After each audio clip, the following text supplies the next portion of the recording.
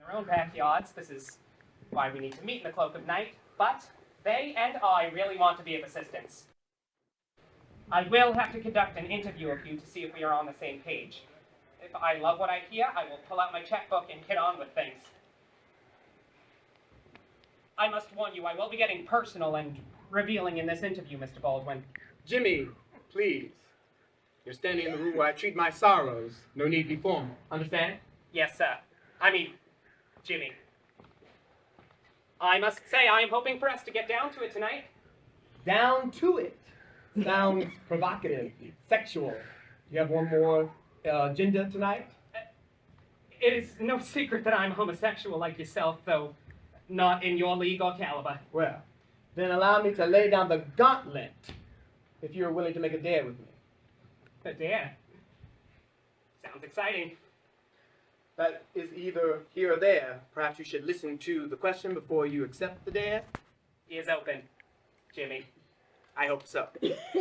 I dare you to play a game, a variation of strip poker. Now, for every question I answer, you have to take out that checkbook, write a letter, and then add another 0.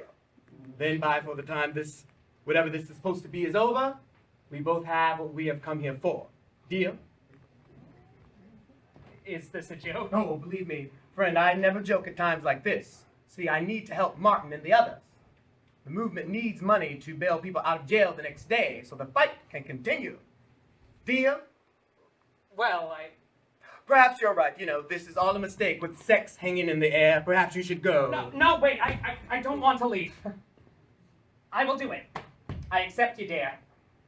But since the stakes are so high, I get the ability to ask anything I choose. And you must answer to the best of your ability. I wouldn't have it any other way. Please, have a seat. Thank you. What's this I hear of you calling yourself the N-word? Many years ago, when I was in London, I found myself at the British Museum, naturally. And I started up a conversation with this West Indian fellow who worked there. He wanted to know where I was from. And so I told him I was from Harlem. Well, that answer didn't satisfy him. I told him I was from Harlem. I was born in the Harlem Hospital. I was born in New York. But he didn't get that. It did not satisfy him. None of those answers. So he said, "No, man, but where was your mother born?" And I said, "My mother was born in Maryland." And I could see, but I didn't understand it, that he was getting more and more disgusted at me. And he got more irritated. And so he was like, "No, man, but where was your father born?" And I said, "My father was born in New Orleans." And he said, "But no, man, where were you born?" And then I began to get it. What was he getting at?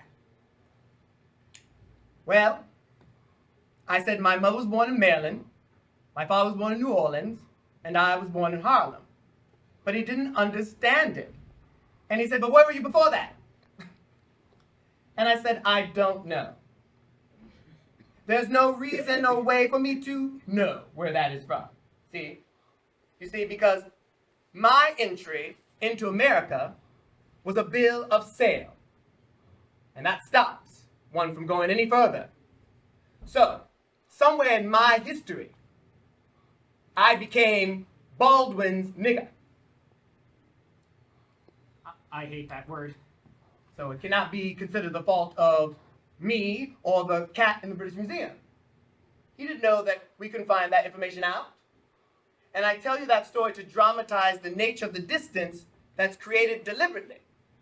Because when I became Baldwin's nigger, it's also important to point out that I was handcuffed to another man from another tribe, whose language I did not speak. We did not know each other. We could not speak to each other. So, well, we tried, couldn't speak, and all of that. Well, so, because if we could have spoken to each other, if we could have done that, we might have been able to figure out what was going on between us. And if we were able to speak, we would have had a kind of solidarity, which is in kind of an identity. But that didn't happen, and here we are. What are you saying? I know slavery is a blot, but what do we make of that since it happened and we can't take it away? My people have the Holocaust, and for that reason we understand your pain. We said never again, and we meant never again. Not to the Jews or the blacks. That is very nice to hear. But you finished with slavery. It is a very difficult thing. A very terrible thing, because it is something that one has, that wants to resist with every foundation of their being. See, I am an American, and I have a very different experience of America. Right? So, with slavery, it's very different. It messes you up. What frame of reference are you talking about? What was your school that you were trying to say? Oh, my school. Well, my school was the streets of New York. But my frame of reference was George Washington and John Wayne. John Wayne? Oh my. I was a child with his eyes in the world, only uses what he sees. He has nothing else to use. You are formed by what you see and the choices you have to make, and the way you understand what it's like to grow up black in New York City. I don't know what it means to grow up black in London, but I do know what it means to grow up black in New York City, and then the entire country. And then you watch. You watch as you grow older. In the freest nation in the world, the largest nation in the world, you watch. And this is literally not just a figure of speech. The corpses of your brothers and sisters piling up around you. Not for anything they've done. They are too young and too innocent to have done anything. In any case, too helpless. That sounds horrible. And then, when you try to stand up and look the world in the face like you had every right to be there, when you try to do that, like you have every right to do that, you have just attacked the entire power structure of the Western world.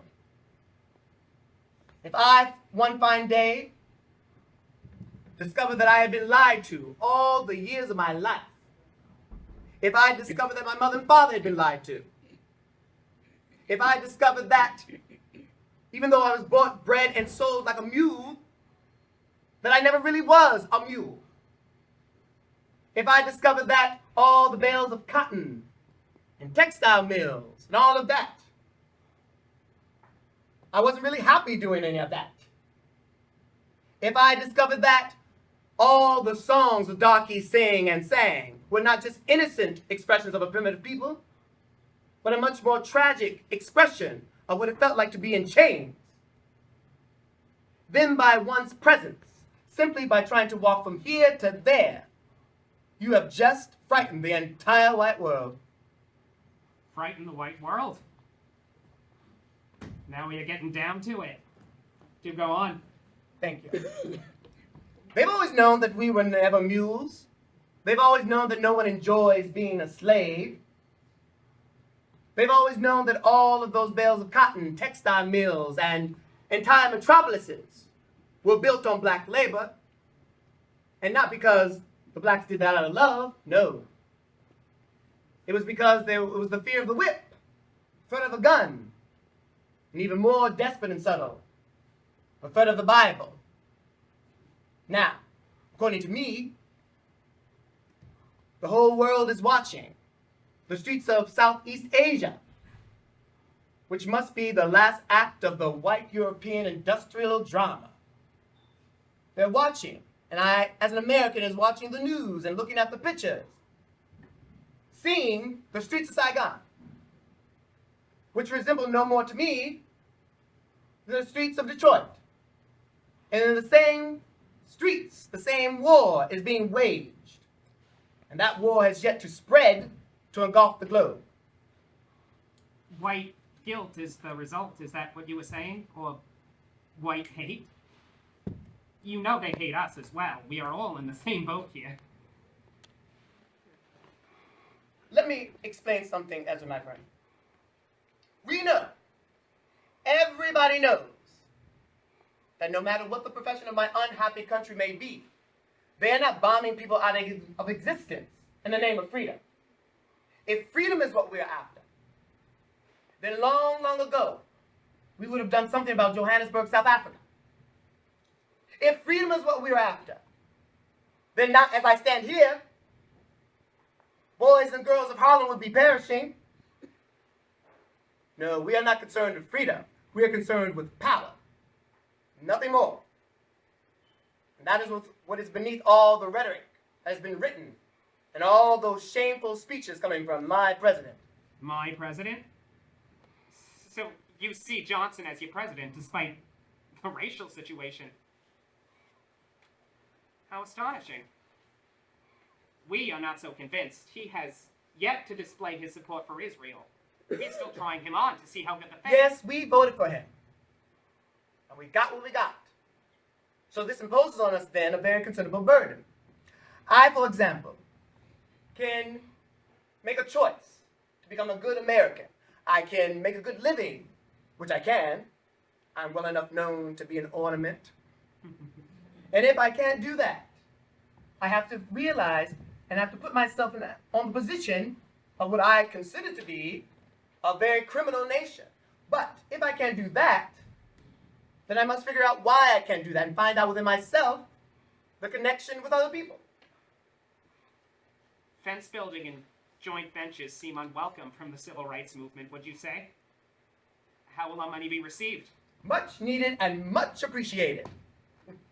I've tried for a long time, as you know, to convey to my countrymen, blacks, whites, and Jews, the nature of the danger and where we are headed if we do not do something about the situation on our streets, in our homes, in our country.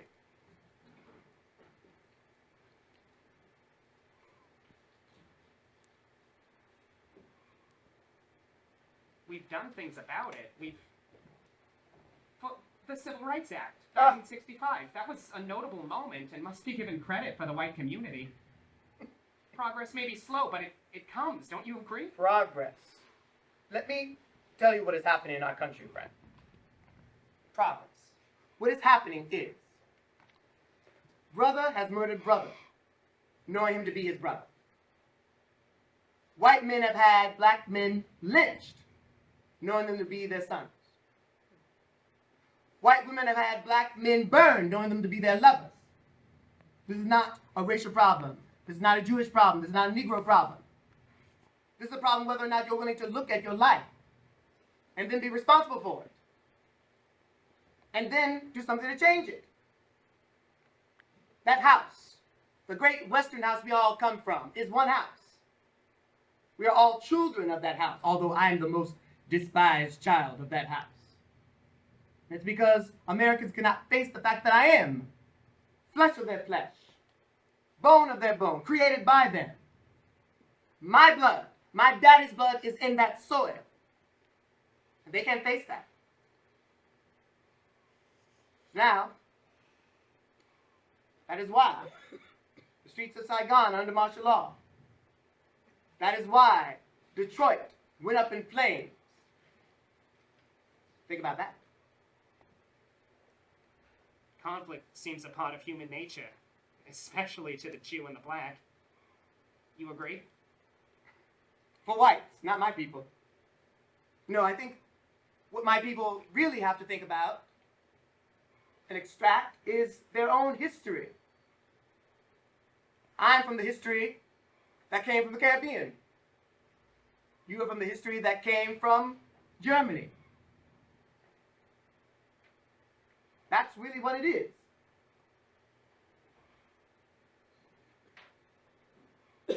I think you better get out that checkbook, because I'm pouring out my heart and getting nothing in return.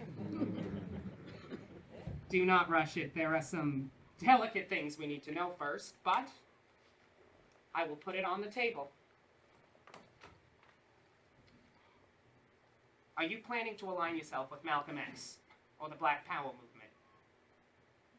Take it by any means necessary, because they are blatantly anti-Semitic. Those cats are on to something for sure. But they have their ways and others have other ways.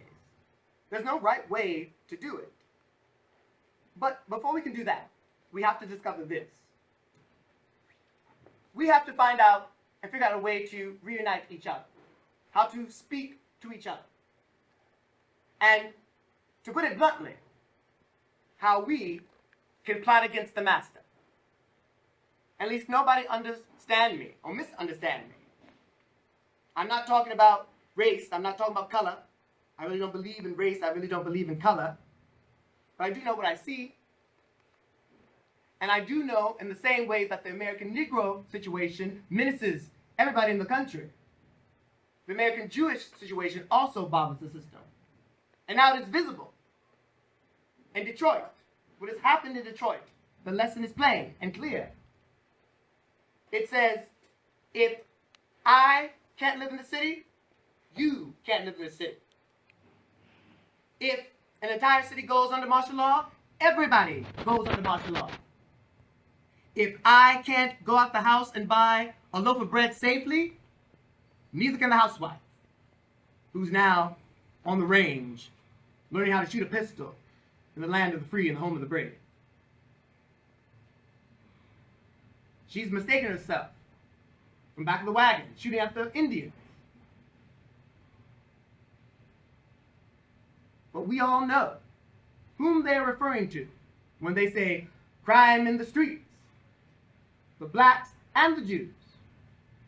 We know the president, the son of the president of Pan Am, is not in the streets. Only two people, you and me. And now they're plotting to shoot us in the name of freedom, dignified by law. And I'm supposed to agree with it? No, no, no, sir. I won't be dishonoring no more. Alas, the party is over. But the question is, what do we do? What should we do? It's the question in everyone's laps, from Israel to Washington. They're trying to figure out what to do. We should figure out what to do.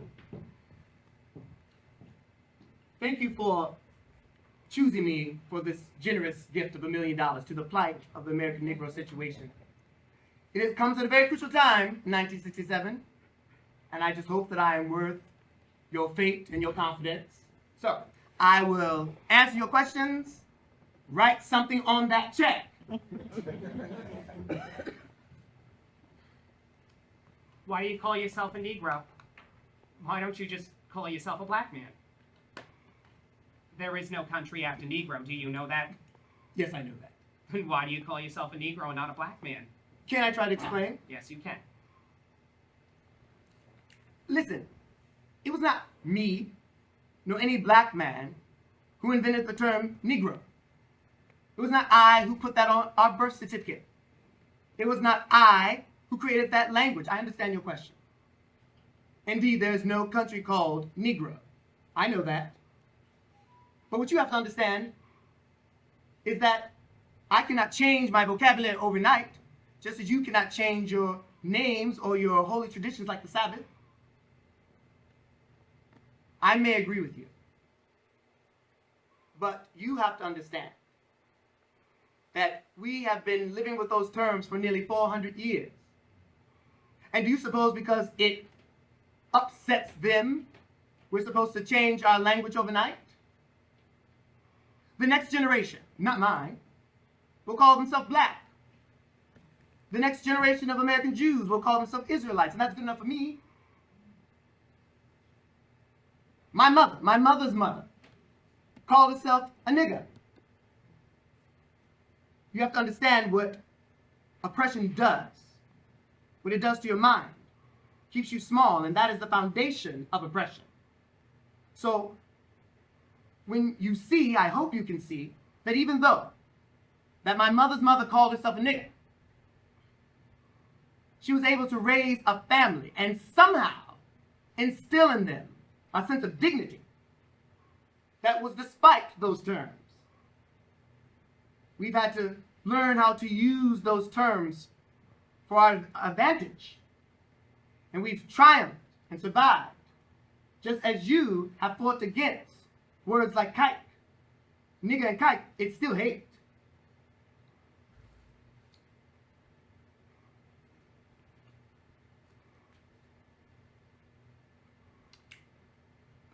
in view of the situation that is really now happening, that has gone past, how do you envisage the black man's personality, say, within 50 years?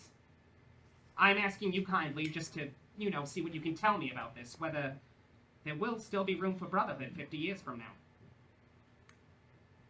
That is a reckless question, but I'll try to give a reckless answer. I tell you what I like, what I hope. I would say that the Negro experience, and I'm distinguishing from the Christian experience and the white European experience.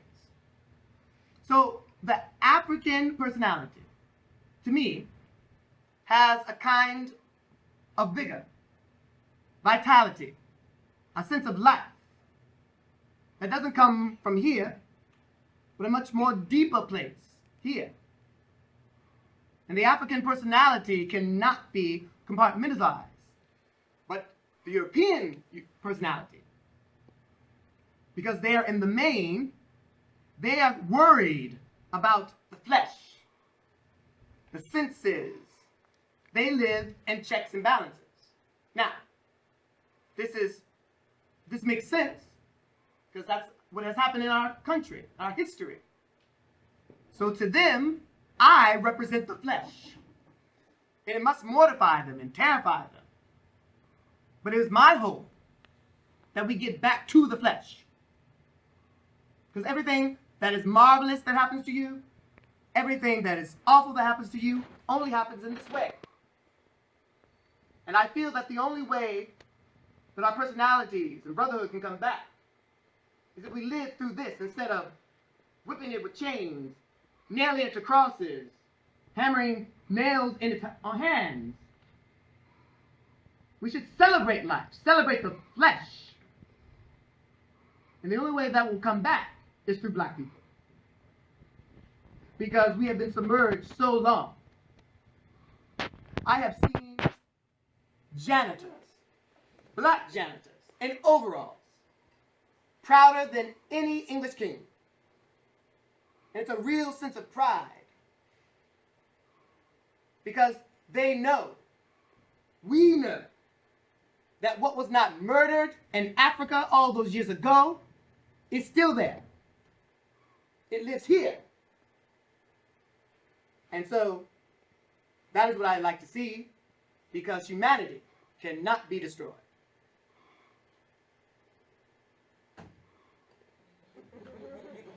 You said somewhere in one of your books, quite contentiously I thought, that you thought it irrelevant to trace your roots back to your African village.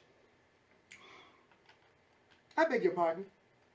You said somewhere in one of your books, quite contentiously I thought, that you thought it irrelevant to trace your roots back to some African village.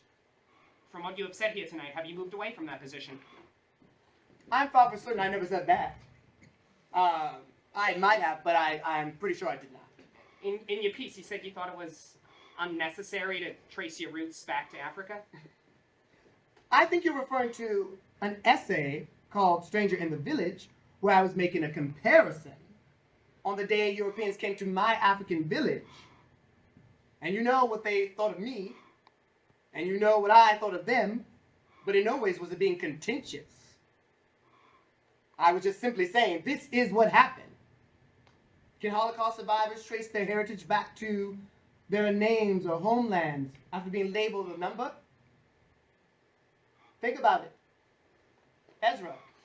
Listen, we might be the same, but when they had Beethoven and Bach, when they had their Christian faith and crosses, when they had all the guns and horses and boats, I was perfectly happy in my African village watching the conqueror come. For me, it was an exploration of my history, of our history, but in no means was it meant to be contentious.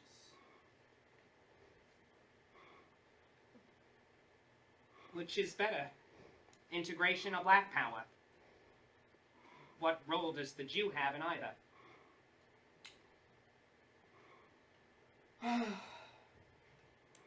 Here I thought I was pledging my undying love for Israel, and then you hit me with this. Why do you hit me hard? Just explain. Well, in the first place, I don't see there's a reason to make a distinction. Black power is a simple phrase. And I don't understand why so many people get upset about black power when they are watching the effects of white power all over the world. That power, no one questions it.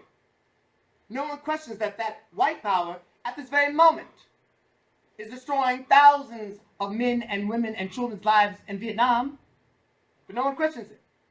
No one questions the power of the Band of Brothers.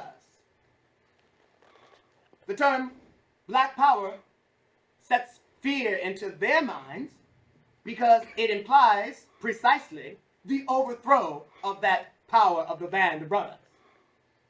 But what black power is, and this is all it is, black power is simply that black people have in their own hands a control of their own destiny. That's all it means. Just as your people had in your destiny after founding Israel. The British have a wonderful term for it. It's called a self-determination of peoples. I like that. But that's all it means. Now, in terms of integration, well, we don't want that. That was not our goal, but that is our problem.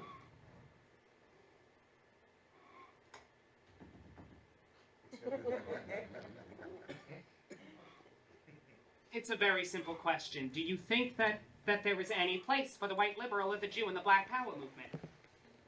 And when you answer this question, would you be kind enough to give the reasons why we should be giving our money to prop up a civil rights movement that may or may not like us? Because I've attended a lot of meetings on this subject of black power, at which in particular, Jewish people feel very hurt because you get the line from, say, the black folk that we don't want you. Can you give me the benefit of your thoughts on this? I suppose the term liberal refers to the political tradition of coming from Europe to find its way to America. But to my ear, as a black man, when I hear liberal, white liberal, I'm immediately suspect. Because it is indistinguishable, and one has to face this, to white missionary. That is the association. And alas, not always, but very often, that is the case.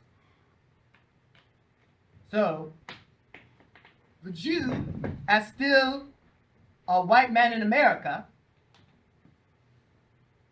needs to be mistrusted. Because, just as the white liberal who says they want to help us, but are secretly working for the CIA, it doesn't help for the Jews to get their feelings hurt over our overcaution to believe their motives. This is just how it is right now in America. There's no need to get upset. If we are going to work together, and I'm not talking about helping the poor black or the well-off Jew, or the goal is not to placate each other in false roles by you saving us or we saving you, but if we can work together to save this rather frightening world. What is the present attitude of the average American Negro towards Christianity? My impression of it was of one who worshipped in a church twice a week and sang beautiful songs. That is a very concave question. And I don't know if I can do it justice here tonight. The bulk of the American Negro population is Christian, or at least it thinks it is. And there are some wonderful similarities between white Christianity and black Christianity, but there's also some wonderful differences. The church, both churches are celebrated in each other's church, but the church has operated in the American Negro's life, and you have to remember, who was once a slave. And the church was the only place where the slave could feel relatively free, where they could act out, dance out, sing out their pride and their terror and their desire for revenge. Those sermons the slaves would listen to were bloodthirsty. They weren't talking about the devil. They weren't talking about Samson and Delilah.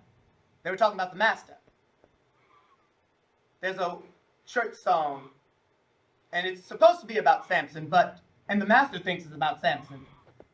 And it goes, if I had my way, I'd tear this building down. Well, that sounds like a very beautiful, innocent church song. It's lethal. See, the American Negro is realizing more and more their content and history in Christianity. And it's much different than the Church of England. So it has been one of our salvations, a technique of our salvation. And we now know this. So in terms of Christianity, I don't know. Because we are using our own history to get ahead. When you were starting out as a writer, you were black, impoverished, homosexual. You must have said to yourself, gee, how disadvantaged could I get? No, I thought I hit the jackpot. I mean, you couldn't go any further than that. It was so outrageous. No, I had to learn how to use what I had.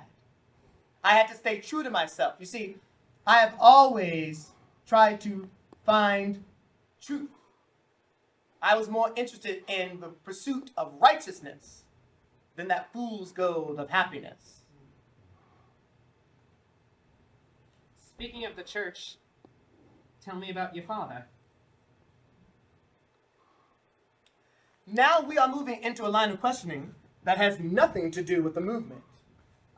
This was not part of our bargain. Please complete your check or replace the question and take your leave. I didn't want to offend you. I am feeling very close to you right now.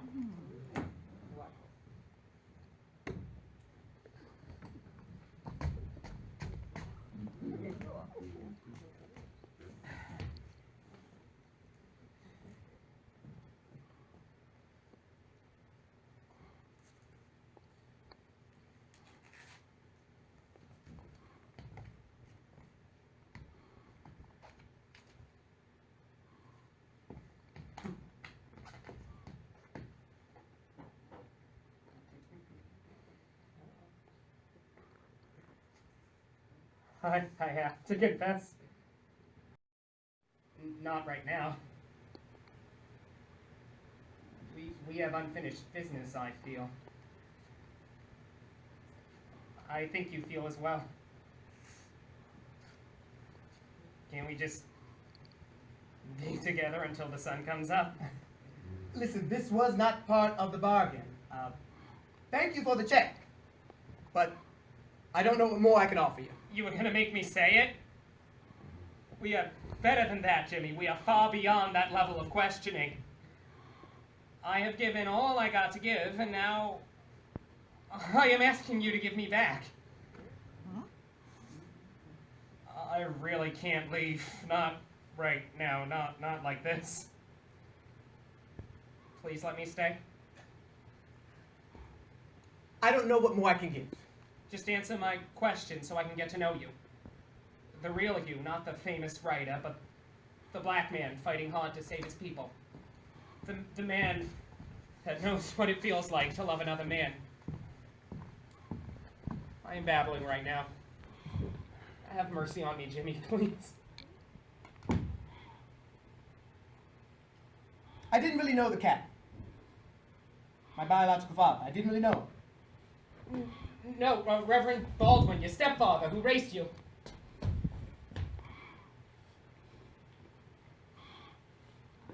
I was born after my mother, Irma Jones, left my real father due to his drug abuse and moved to Harlem. And she married preacher David Baldwin. Now, Minister Baldwin does me the great favor of adopting me. And why? Because he loved my mother? To appease her? Because he loved me? Out of Christian charity? No. To torment me. He was a walking oxymoron, a man of God in one hand, and a torment to me in the other. To him, I was a disappointment. I was too ugly, too effeminate, a joke. But I showed him. At 14, I was a better preacher than he was. At the Fireside Assembly of Pentecostal, there I started to draw larger audiences than he did. And those 3 years in the pulpit, from age 14 to 17, they were my lifeline to survival from my stepfather's abuse.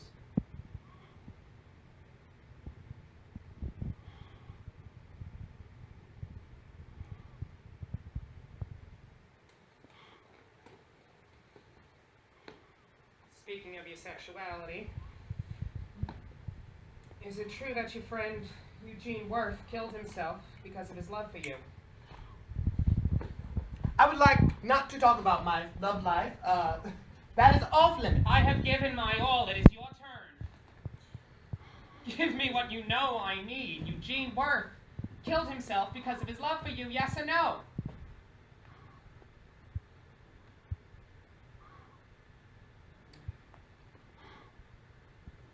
In those years in Greenwich Village, there was very few black people living. And out of the handful, I was the most decidedly improbable. I was too eager, too vulnerable, lonely. And I'm sure I was afraid that I seemed and sounded too much like a woman. My entire childhood, my playmates called me a sissy. On every street corner, I was called faggot. I've lost jobs, found new ones. I was a dishwasher, elevator boy. I drank too much, had casual affairs. I had a number of severe nervous crises. Those 5 years between the death of my father and leaving New York was a nightmare. I came within a breath of self-destruction. It was my writing where I found solace. I could create a version of America that was passionate, original. My homosexuality did the same thing. It tried to dramatize the sexual politics of that time. Because in America, the ideal, the sexual ideal, was still based, and still based, out of this idea of masculinity. And that ideal has created cowboys and Indians, good guys and bad guys, softies and tough guys, punks and faggots, black and white. It is an ideal that is so infantile, it seems unpatriotic that American boys have to live up to that ideal of masculinity. In the beginning, I thought that the white world was different. Different than the world I was leaving behind. And I soon find out that that was not true. It seemed different. It seemed politer. It seemed nicer. It seemed richer by material standards. But I did not meet anyone in the white world who was not suffering from the same affliction that I was leaving behind. And that is that they did not know who they were. They were trying to be someone they're not. So I had to leave. I left. I went to France. I didn't know what was going to happen to me in France, but I knew what was going to happen to me if I stayed in New York.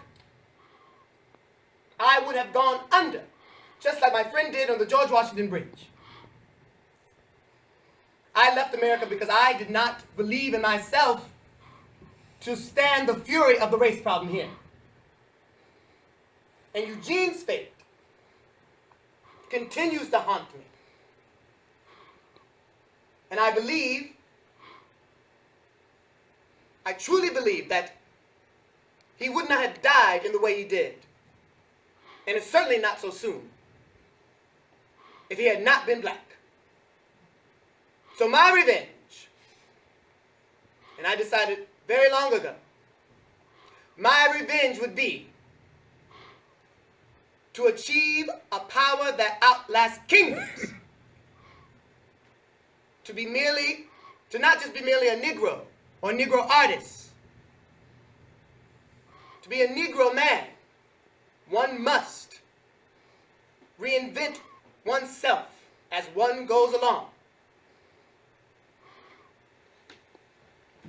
I would like to talk about your unique view of homosexuality.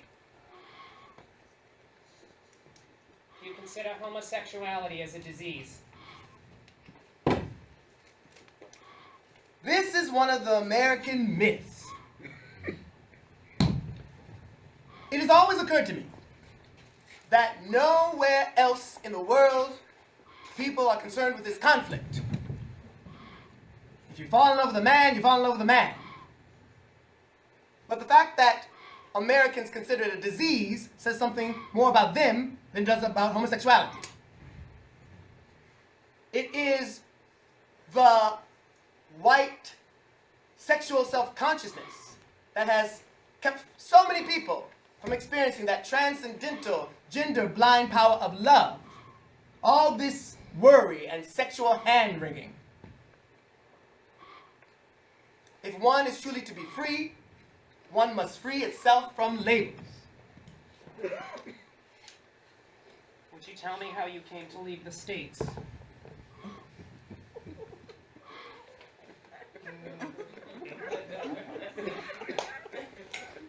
I was broke.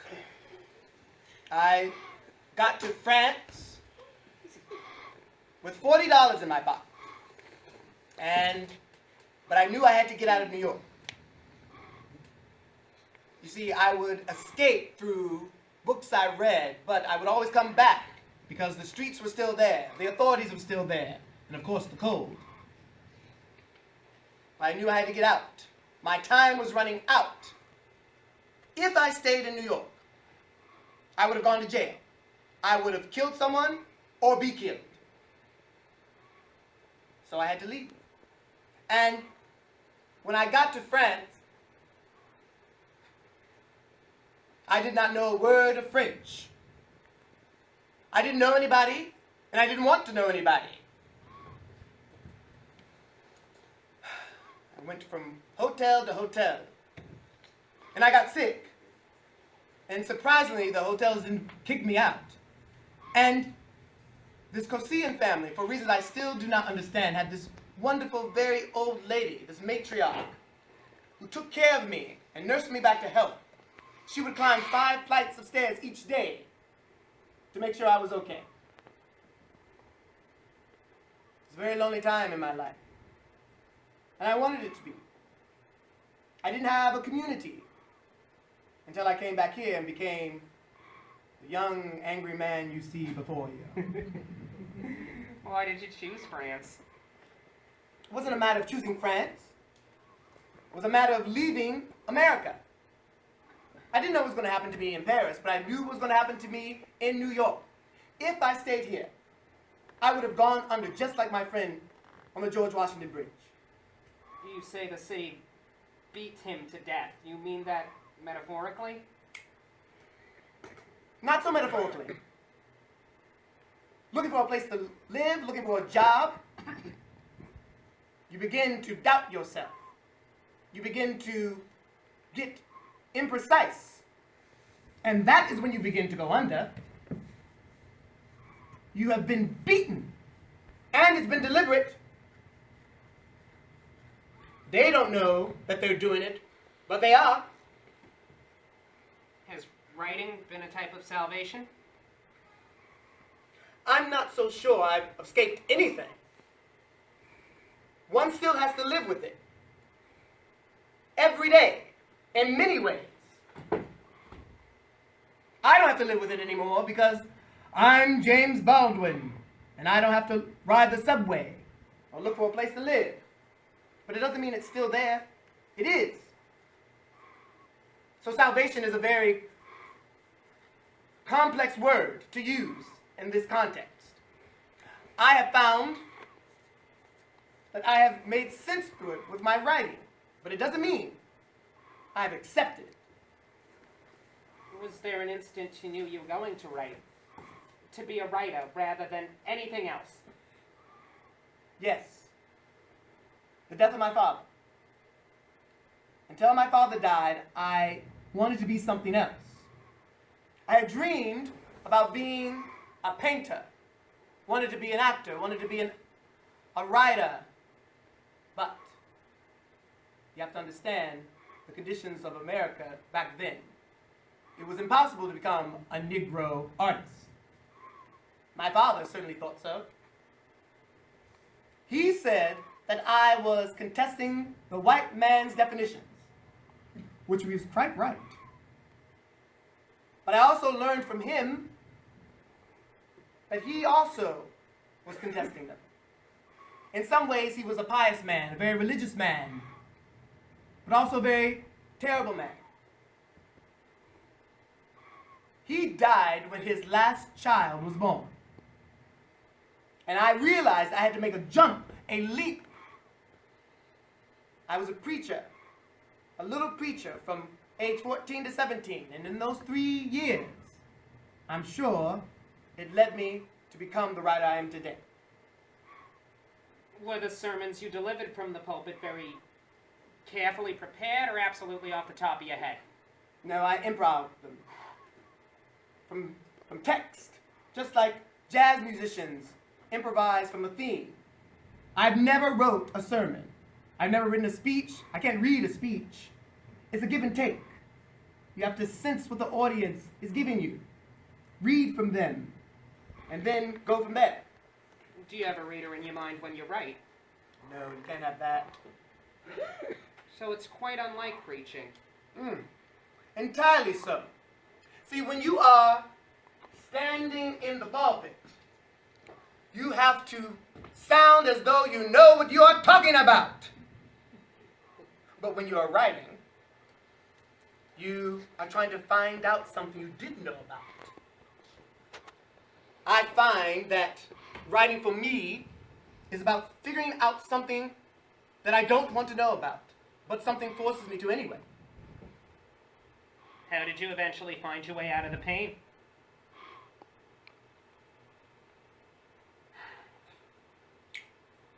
My brother David.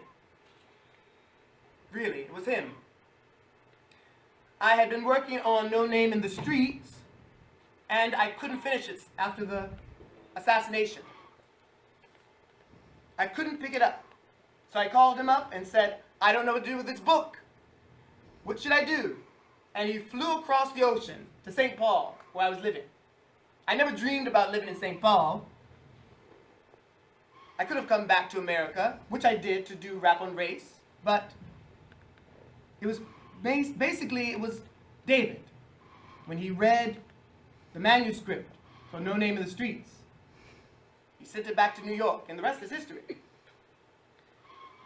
In an Esquire essay, you once wrote that you've been schooled in adversity and skilled in compromise. Does that perhaps reflect trying to get your work published? No, not at all. It's a terrible way to make a living, writing. I find that it's just awful, but as time goes on, it gets harder and harder because it requires a sense of energy and thought. It's just draining. I don't know. I don't know if any writer has been able to talk about writing. Do you see it as conception? gestation. Accouchement. No. Conception happens after the fact. It's very hard to talk about your work after the fact. And if I do comment on it, you shouldn't take what I say as gospel. One critic suggested that James Baldwin's best work was yet to come, and would be an autobiographical novel, which Go Tell It on the Mountain was, in part. He might be right. I like that. I certainly hope so. I hope that my best work happens before me. Depends on what one means by autobiographical. I certainly have not told my story yet. Fragments, but not all of it. Do you remain very close to your characters? No. I find after I've finished it, they're lost to you, making it impossible for you to judge them. So no, I don't feel close to them at all.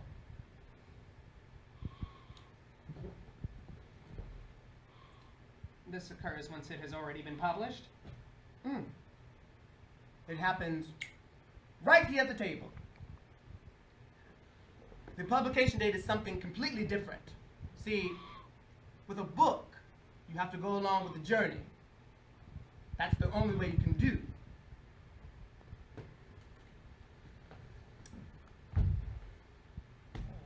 There are a lot of your characters walking around here.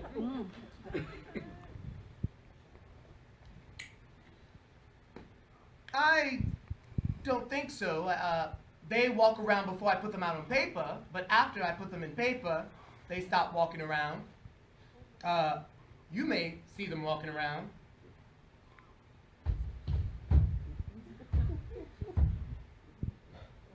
So once you've captured a character in your work, it is no longer a phantom. Actually, you find that the character has tyrannicized you for so long that when the book is over, it says, "Ciao, see you later, thanks a lot." In another country, Ida talked to me for years. We get along very well now. How soon after you conceived of Rufus in another country did you know he was going to commit suicide? Or was he modeled after your adolescent friend who jumped off the George Washington Bridge in New York? No, he was taken directly from that friend. I'd been working on another country for a long time. I could never finish it, never could get it right. I knew Ida was there, but I didn't think I could cope with her. Ida and Vivaldo's relationship obviously was there, but I needed something to make you understand Ida. Then came Rufus, and the whole action of the book made sense. And Richard? The rather idealistic writer. Oh, this is far beyond my memory. Richard and Cass were part of the decor. It really was the story about Ida. Ida's relationship. I knew that if I could make you understand Ida, you could equally understand Rufus. And really, the story, principal action, is Ida and Vivaldo's relationship and some type of cohesion. Cohesion? Cohesion. You know what I mean. I think I do. Is there a big shifting of gears between writing fiction and writing nonfiction? No. They're equally tough. They both kick your ass. How many pages do you write in a day? I write at night. After supper time. It's the best time to write. I begin and then I don't stop until 3 or 4 in the morning. That's quite rare, isn't it? Because most people write when they're fresh in the morning. I like to write when everyone has gone to bed. That's how I've always had to do it, ever since I was young. I had to wait till all the kids were asleep. All my 8 siblings. I like writing at night. I guess I continue to do it because I'm alone those nights. Maybe else I'm doing it the way you want it. I don't know. I think, for me, it's the journey. And when I finish a book, I get to the end, and I know that I didn't cheat. What would be cheating? Lying. Avoiding. So there is a compulsion to get it out. Compulsion. Compulsion. Yes, there is. But it's true for the essays as well. But the essay is a little bit simpler, isn't it? Because you're angry about something which you can put your finger on. Essays are not simpler. They may seem so, but they are not. Essentially, an essay is an argument. The writer is trying to get his point of view across. He's trying to make you see something. Now, a novel and a play, the writer wants to show you something. But they both are equally challenging. What are your first drafts like?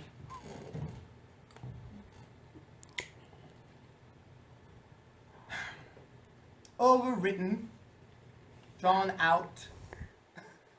I say to my young students who write, take it out.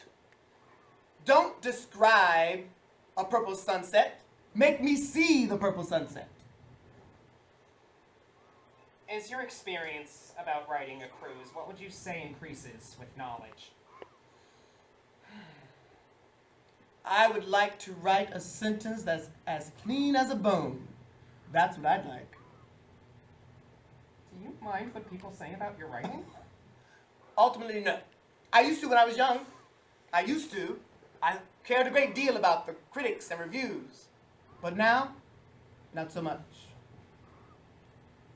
The attitudes you found in America, which made you go to France, are they still with us? Are they exactly the same? If I was 24, again, I don't think I would have gone to France. I would have gone to maybe Africa. You have to understand that when I was 24, Africa was a very different place. See, the world is changing. Europe is no longer the point of reference anymore. When I was a kid, the world was white. Now, it is struggling to remain white, which is delicious. It's frequently been noted that you are a master of minor characters. How do you respond to that? I think the minor characters, I've always been fascinated by them. In Dickens' novels, they have a sense of freedom. They can move around, comment. They don't carry the weight as major characters do. You mean to say their actions are less accountable? Oh no, if you fuck up a minor one, you fuck up a major one. It's just that they are more part of the background, the decor, French chorus. They carry the tension in a much more explicit way than the majors. Excuse me for asking, but might your mother be standing behind you while you're writing? Is she perhaps behind many of your characters? Well, what you have to understand is I have 5 sisters, and I know a great deal of women, great women, so it wouldn't just be my mother.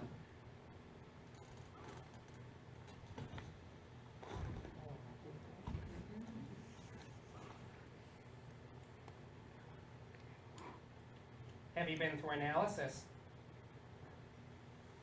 God, no, I never got adjusted.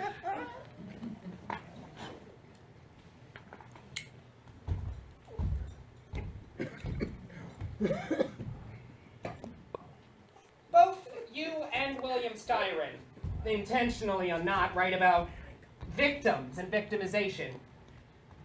Styron has said he has never felt like a victim. Have you? I refuse to be a victim. Perhaps the greatest lesson in life you can learn is even if you're treated like a victim, doesn't mean you have to become one.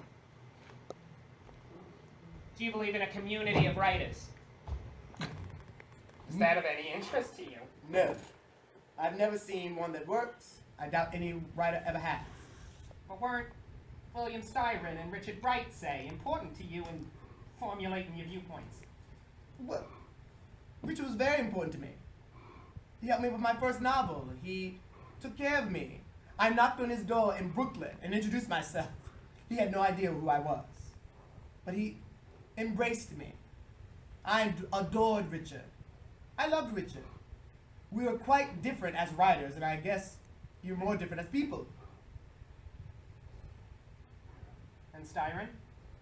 Well, as I was saying, Bill and I are friends, and he happens to be a writer. Did you take a position on his book about Nat Turner? I did. I never question another writer. If you don't like something they've written, write your own. But I was very, very impressed by his courageousness to discuss history versus fiction, fiction versus history. See, we have similar writing styles. We write out of each other's pain. When he was working on Nat Turner and I was working on Another Country, I stayed in his guest house for 5 months. We never saw each other, only at supper time. What kind of conversations would you hold? Well, nothing literary, that's for sure. No, we talked more about life. We talked about interests. Friends would come over to have dinner, and of course music. What sort of music are you hearing while in the immediate process of writing? Do you experience anything physical? Or No. emotional? No, I'm very cold. Cold is not the word. Controlled. I find writing a very cold thing. The act of writing, at least.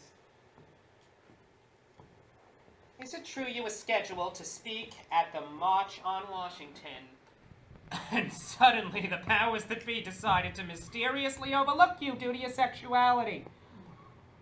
And did that make you mad? We've all been wronged one way or another. My sexuality did not and does not make me any less of a Negro. Yes, I was scheduled to speak, and then it was taken away. This I do not blame on Dr. King. King and I respected each other. He respected me. He wanted me to share my thoughts about civil rights and race. He thought it could uplift a country, a nation. My sexuality was not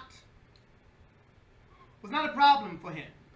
Just like Bayard Rustin's sexuality was not a problem for him either. We were King's confidants. My heart tells me that what I had to say would have moved the Negro agenda forward. But my mind knows that what I would have to say would have been lost because of my sexuality.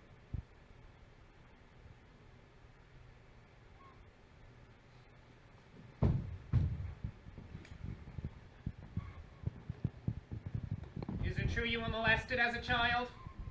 And if so, how did it affect?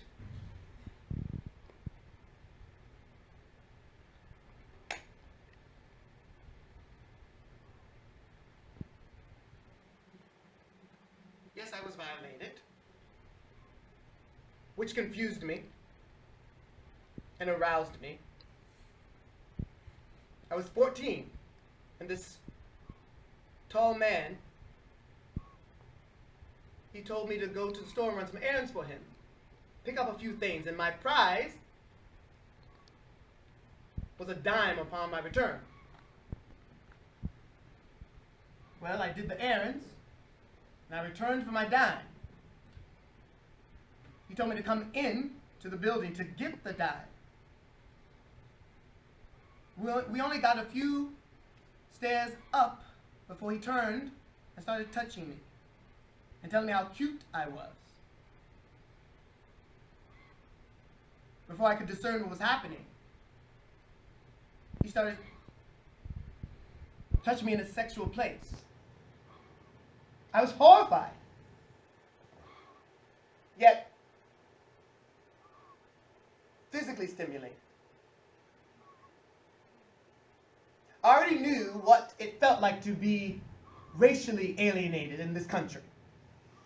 And now, I knew what it was like to feel sexually alienated.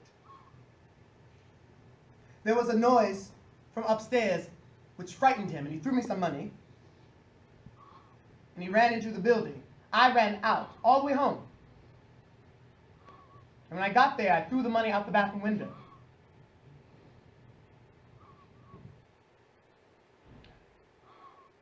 To save myself, I found the Lord to protect myself. At age 14, that was the moment that I immersed myself in the church. I had a school friend, Eugene Worth, who I was totally in love with. And I didn't know what to do with it, so the only thing I could do was follow him to his church. So, I immersed myself in it, where I proved gifted almost instantly. Preaching taught me rhetoric. It taught me cadence, speech measurement, and of course, the power and the glory to use the word effectively. So Jesus saved more than you sold. The church gave me a voice, which I use in my writing. How long did you last in the church? Until the ministers with their big houses and Cadillacs and their antiseptic holiness in the face of human tragedy. You know, I was once reprimanded for helping an elderly blind woman because she wasn't walking holy in their eyes. So, I lost trust for the church. I lost trust for myself. How could I give salvation to a congregation full of degradation? I also realized that the church was merely a mask for my repressed sexuality. Was Baltimore your first male love? Love. Now that is a loaded question. No, I would have to say Eugene Worth, but it was a platonic love. I never took it to a physical realm. And you know how my love served him. But if you are referring to my first sexual arrangement with a man, well, then believe it or not, he was a racketeer. Half Spanish, half Irish. And he was in his late 30s, and I was a teenager. And I loved him. But our relationship had to end. It started to have taunts and rumors. See, I was still young and considered effeminate, so it didn't take too sharp a cat to figure out what was going on between us. Okay. Who was Buford Delaney? Another lover? You were quite fast as a young man. My savior, Buford. He was the father figure I never had. He was a black, homosexual, painter, artist living in Greenwich Village. He was more of a father in art rather than upbringing. His ability to see caused me to begin to see. You couldn't have one of us without the other. You said Buford, you got Jimmy as well. We were that close. He had this old phonograph where he played these scratchy recordings. And to me, as a little preacher, I associated them with sin and degradation. But under Buford's guidance, he taught me the power of the jazz and the blues. Ella, Ma Rainey, Paul Robeson, Lena Horne, Fats Waller. Was this relationship sexual? No. No. It was about meeting other cats who were black. artists, concerts, actors, musicians, painters. Buford taught me to see the ugliness. Examine it, look at it. To see what an artist has to find. That's what he taught me. It wasn't sexual. When are you going to ask me about Grace? Or did you not know about her? Your face tells me the latter. Just because I was effeminate doesn't mean that I couldn't have relationships with women. And Grace happened to be the most important black woman I've ever fell in love with. We lived together for some time. I almost married her. But by age 22, I know that ship had sailed. My sexual energy was singularly towards men. So I decided the best thing I could do for any woman was not make love to them. So you broke her heart.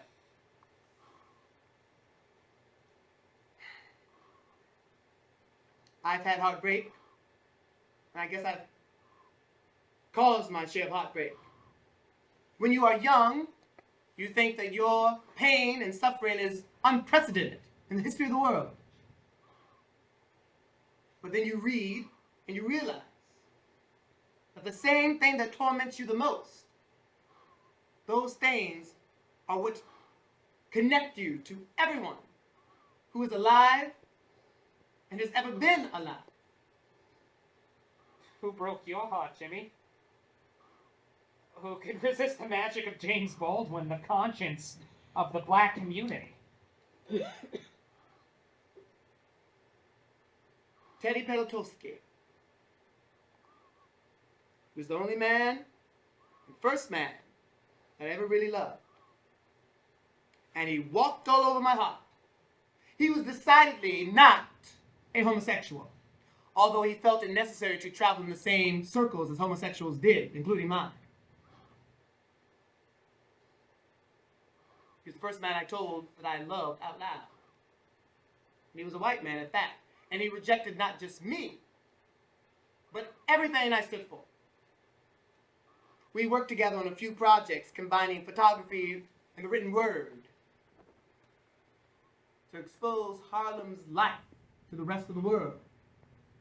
Well, to put it plainly, I would have drank his bathwater if he reciprocated one feeling I had for him. But he was the master of compartmentalization. We could work together. We could play together, but we could not be together. Love is a war, and love makes you grow up real fast. And I grew up real fast over that cat. What about race? Living in France and having romantic liaisons with white men must have been and continue to be a queer phenomenon. How do you justify such behavior? I do not have to justify my behaviors or liaisons to anyone. I moved to France because the race problem here made it difficult to have liaisons with anyone who's a man, especially white men. So, France, I moved there to work. My work has been my one true love. And France afforded me the opportunity to have freedom. And one of those freedoms were white men. When in Rome, love as the Romans do. You are dancing around the issue, Jimmy. Mr. Baldwin, please. I struck a knife? You need to tread very lightly on this ground. I wear my work on my sleeve, but not my bedroom going on. Please calm down. I have only a few questions left.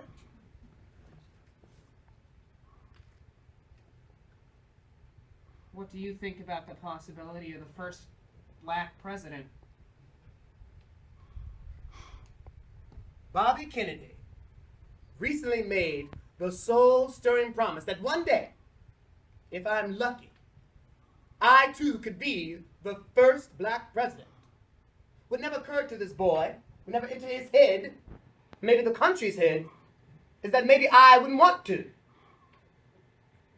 The question is not the hypothetical of when we will have our first black president. A more important question is, what kind of country he'll be president of.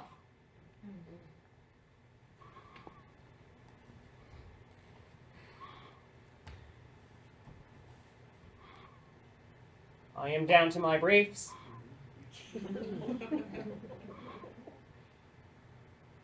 I guess I have no choice but to take them off, and whatever happens, happens, right? Something is definitely going to happen. Please.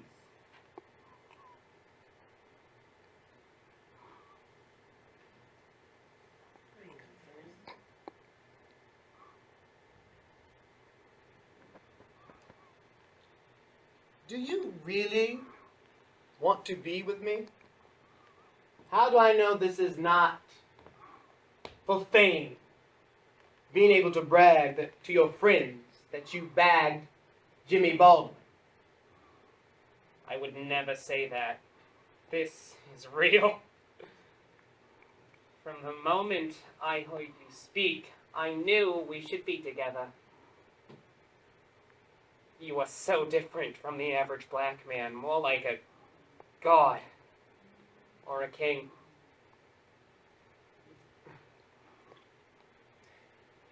Why should I believe you?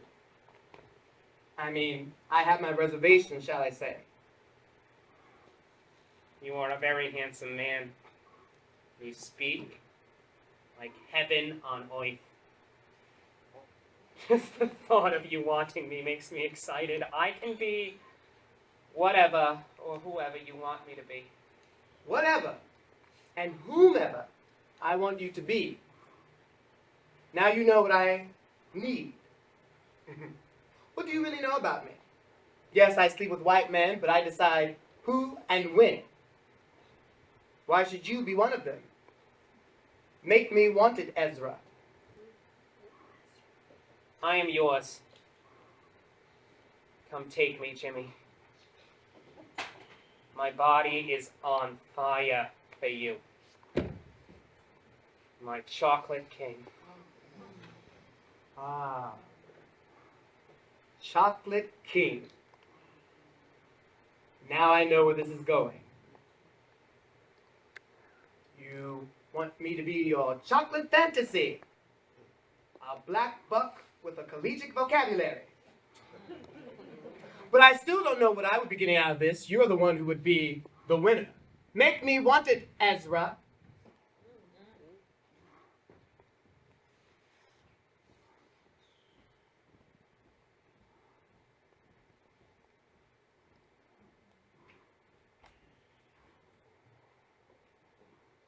You poor fool. You actually thought I wanted you in a sexual way. No. I just wanted your money. And for you to feel what I feel every time I'm in the presence of a white person. Please. No. See, racism strips you of your identity, leaving you cold and bare, naked in the street. Now you look and feel foolish. Welcome to Black America. Now, please gather your things like a good little boy before I lose a rather satisfying meal and wine. Please. This is not a one-on-one situation. I refuse to be your mandingo fantasy, your dark meat flame. Please. I am a man, and I will never again submit to your will. I am not your nigger. You are mine.